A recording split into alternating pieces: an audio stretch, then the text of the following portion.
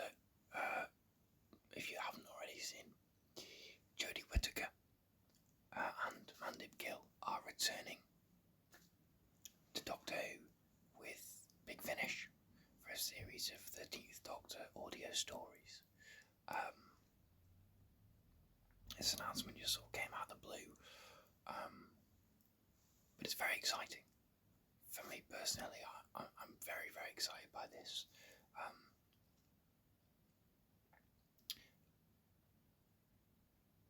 Because I find that I love the 13th Doctor more and more as time passes.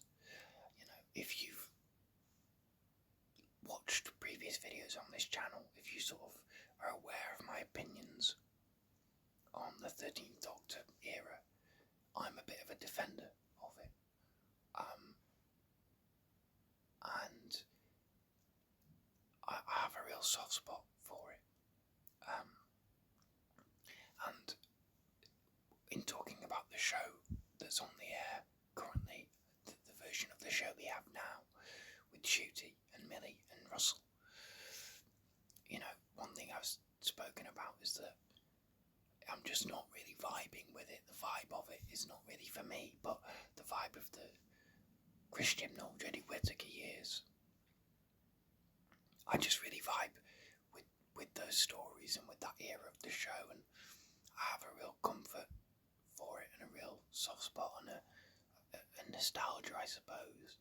You know, it still seems quite recent, but you remember that Series 11 was 6 years ago, coming up 6 years ago, and I do have a lot of nostalgia. And the more time passes, the more I kind of have a real fondness for that Doctor and that era of the show, and so this was incredibly exciting for me, especially because I'm not really loving the show on TV at the moment, and I know I'm not alone in that. I know a lot of people, you know, the finale really sucked a lot of the enthusiasm out of the show for a lot of people. And I had said myself, I'd said around about Christmas, I was like, yeah, this isn't really, it's not really for me anymore, the show, in terms of, I'm not hating it, but again, it comes down to sort of the vibes and the feel of it, and this isn't really the version of the show that I am loving, and that's fine, but, you know, that I then kind of adjusted my expectations, and I think I enjoyed the series more than I would have done previously, but I still didn't love it. And I recorded a video the other day that I've not got around to putting out yet, but I talked a little bit more about the series we just had, and it's a on-camera video, and it's a bit of a different kind of thing that I did, but I talked a bit about the series we just had, Series 14, Season 1, whatever you want to call it. And because I said I might do a review of the series, but I don't have the enthusiasm to rewatch all the stories to give a fair comment on them.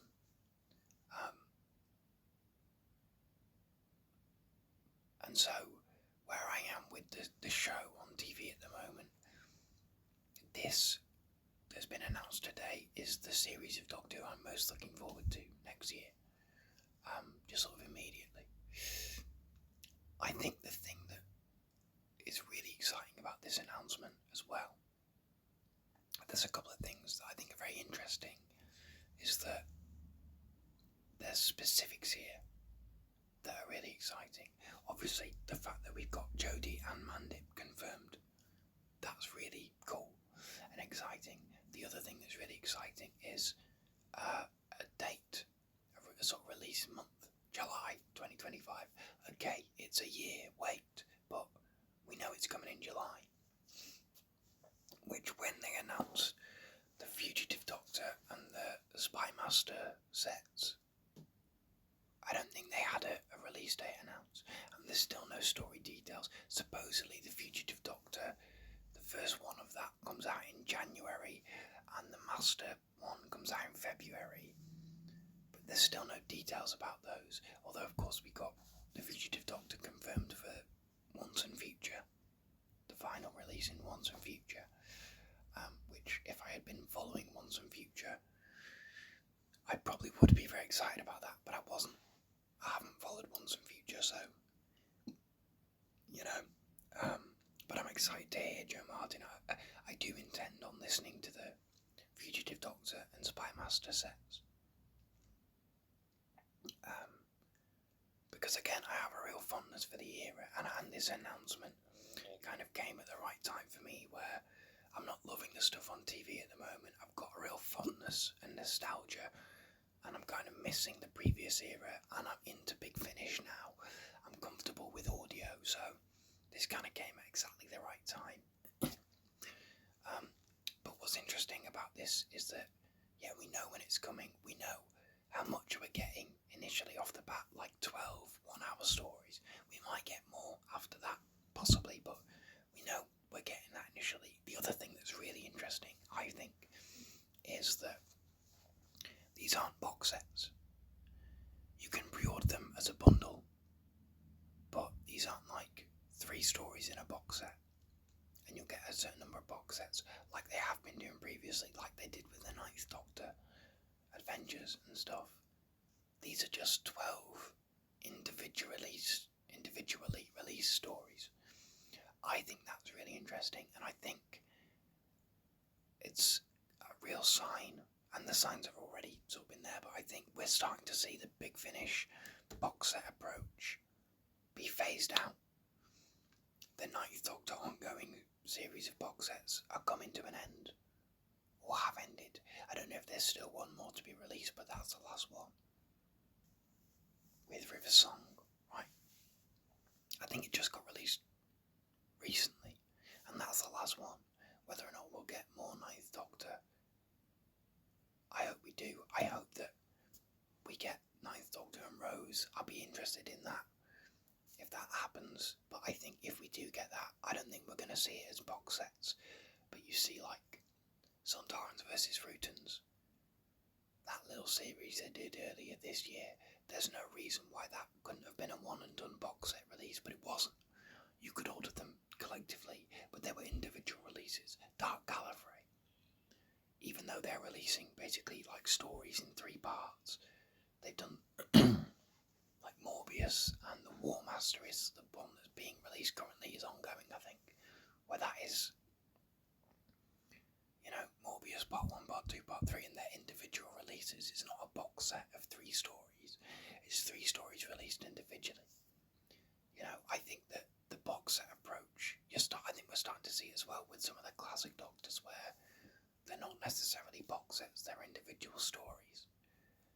I think that's what we're going to start seeing now, is that the box sets aren't necessarily being got rid of completely. The Fugitive Doctor and the Spy Master stuff, they're box sets. But I think that format is being phased out, which is interesting because the box set approach has been so prevalent in Big Finish's output in the last decade. As the main range got ended, you still got the Torchwood monthly range, but all the classic Doctors got moved into box sets. Of course, the 8th Doctor started box sets. The 4th Doctor ongoing series, both the 4th Doctor and 8th Doctor had sort of ongoing series that then became box set formats.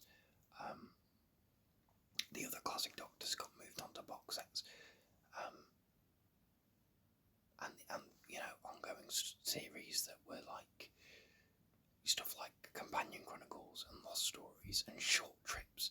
They've all become box sets. I think we'll see what happens with those ongoing ranges, but I think anything new will not be box sets now, and I think that's really interesting, and I think it's better, to be honest, because I think the box set approach has its pros and cons, but I think it's a little bit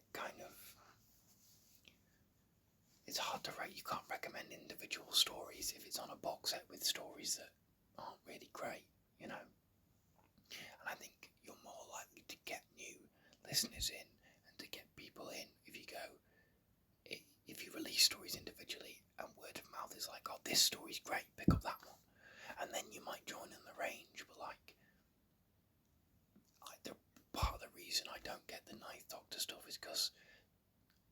I've heard, the box sets just aren't. You know, there's great stories in there, but overall the sets just aren't. They're not good enough to warrant you getting every set if you're not really invested. And so, I think it's interesting that they're moving away from that.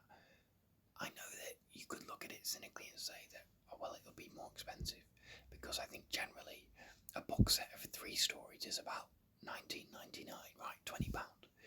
And these Jodie Whittaker stories, and I'm just talking download only, right?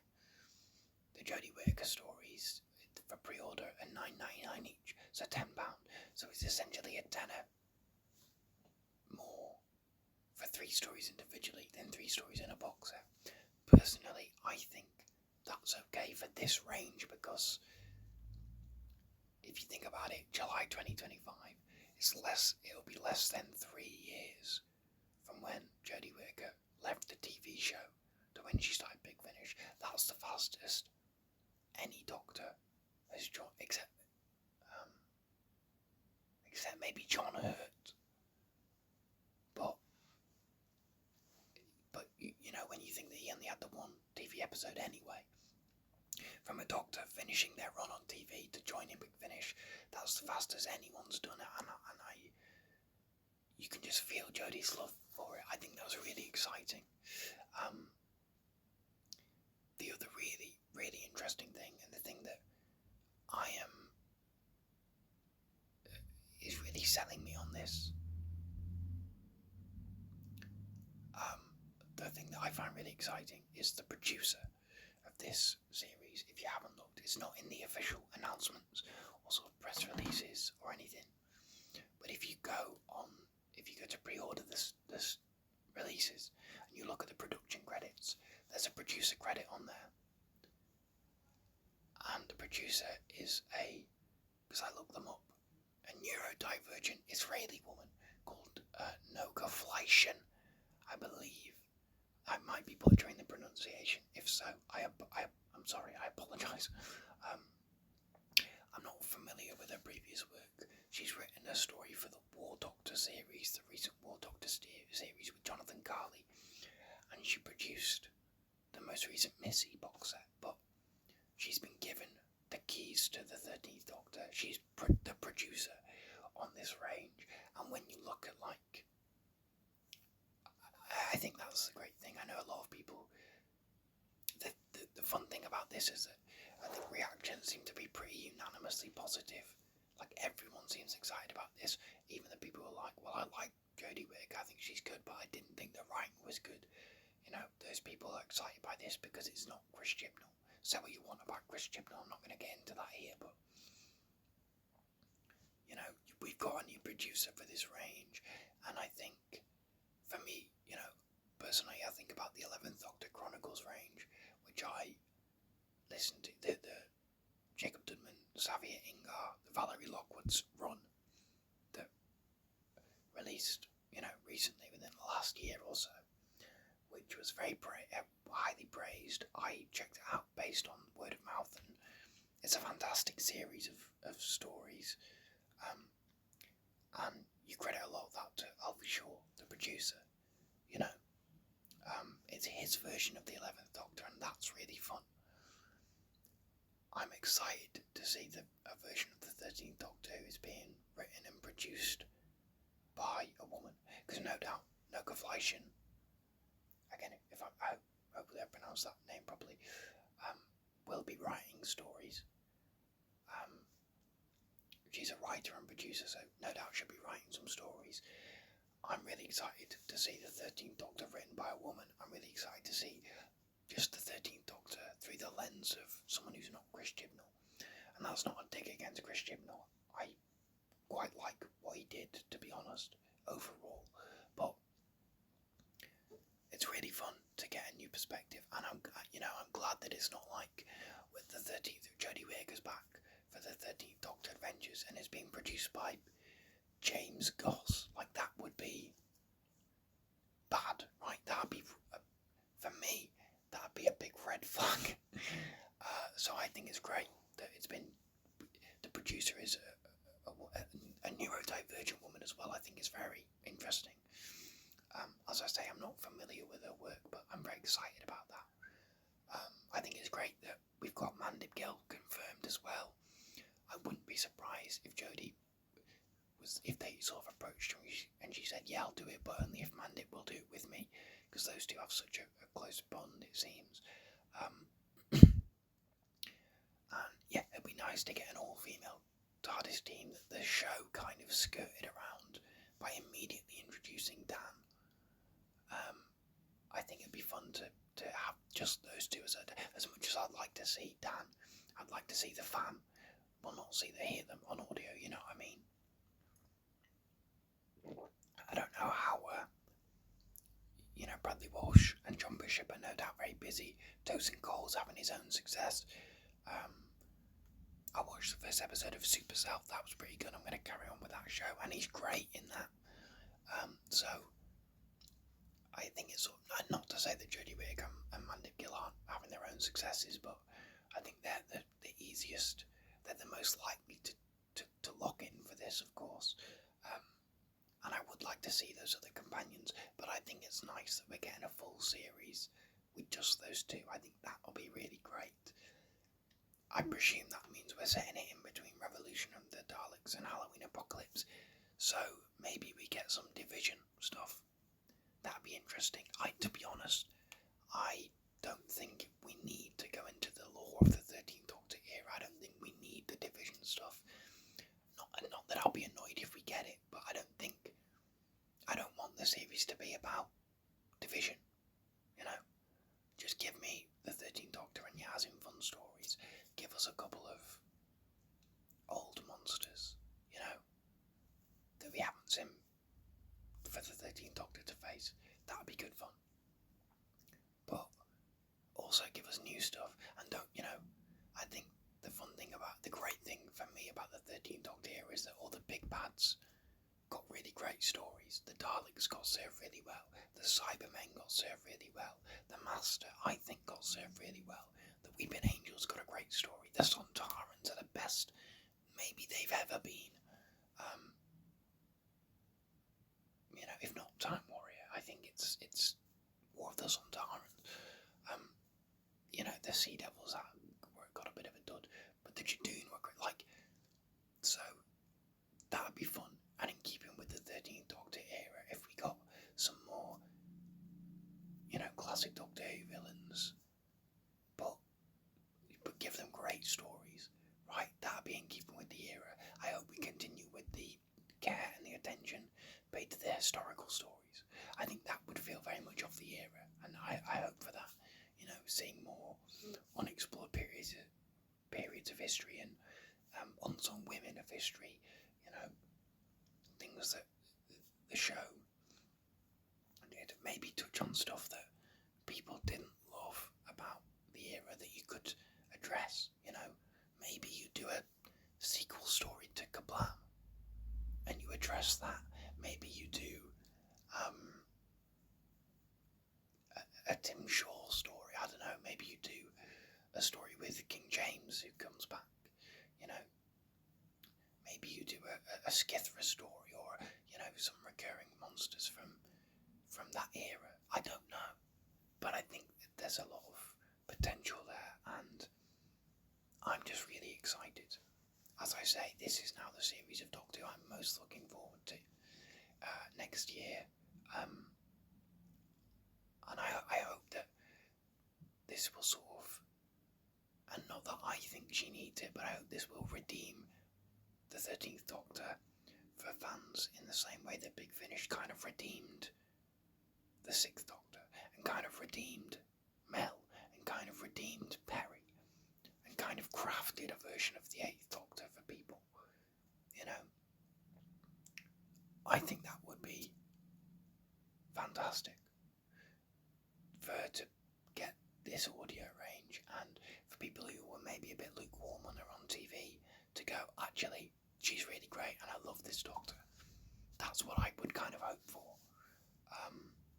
in terms of the reaction for this. I'm just very excited, and I'm really, really thrilled by this, and I can't wait. A year is a long time to wait, but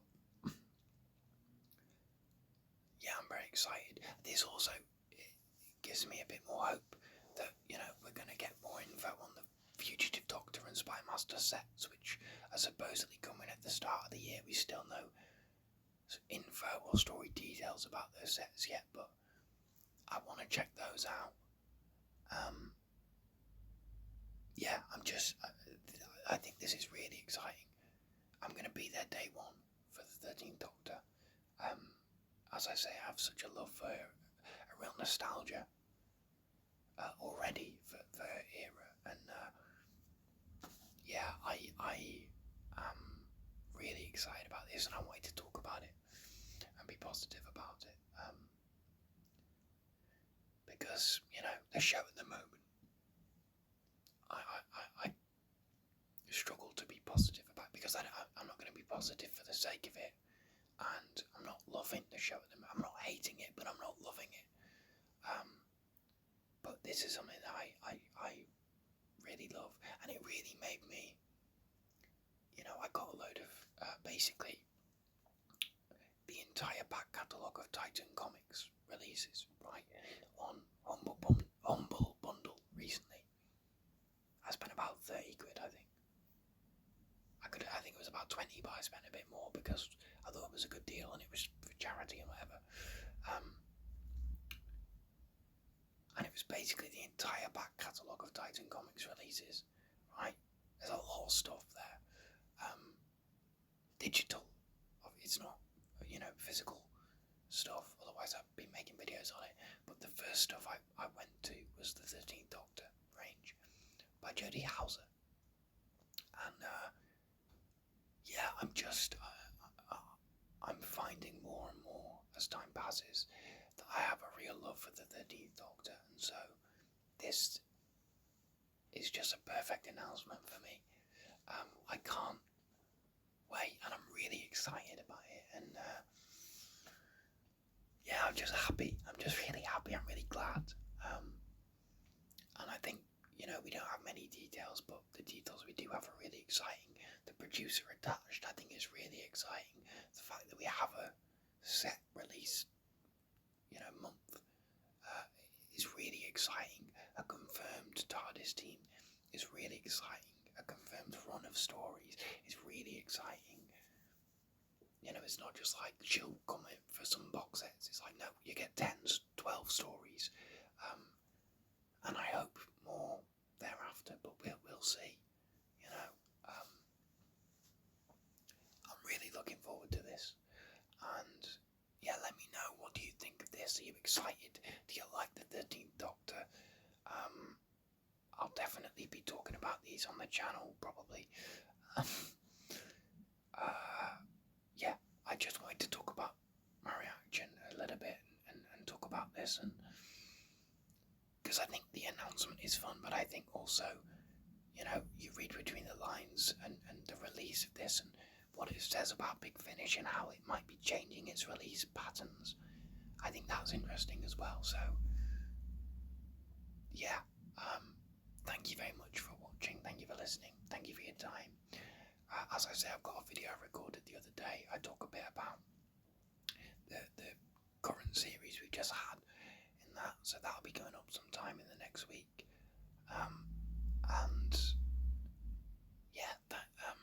Other than that, I think that's all I've got for today. Like this video if you liked it. Subscribe if you haven't. What's your favourite 13th Doctor story? Let me know. And what are some of your hopes and predictions for this range?